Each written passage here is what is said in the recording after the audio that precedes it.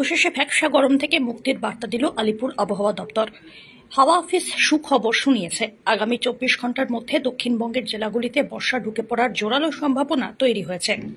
দক্ষিণবঙ্গের জেলায় জেলায় চলতি সপ্তাহে প্রায় প্রত্যেক দিনই বৃষ্টির পূর্বাভাস হাওয়া অফিসের।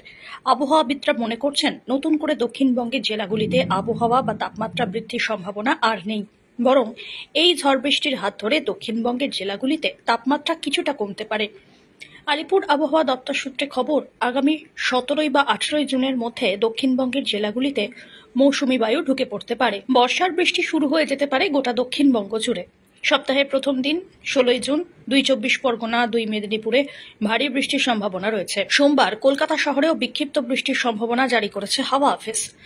এরপর মঙ্গলবার এবং বুধবার দক্ষিণবঙ্গের সব জেলাতেই বৃষ্টির সম্ভাবনা রয়েছে। কয়েকটি জেলায় ভারী বৃষ্টির পূর্বাভাসও জারি হয়েছে।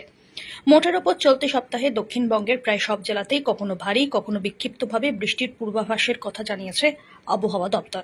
কোনো কোনো জেলায় বৃষ্টির পাশাপাশি 30 থেকে 40 কিলোমিটার বেগে ঝোড়ো হাওয়ার দাপটও দেখা যেতে পারে। Bureau report.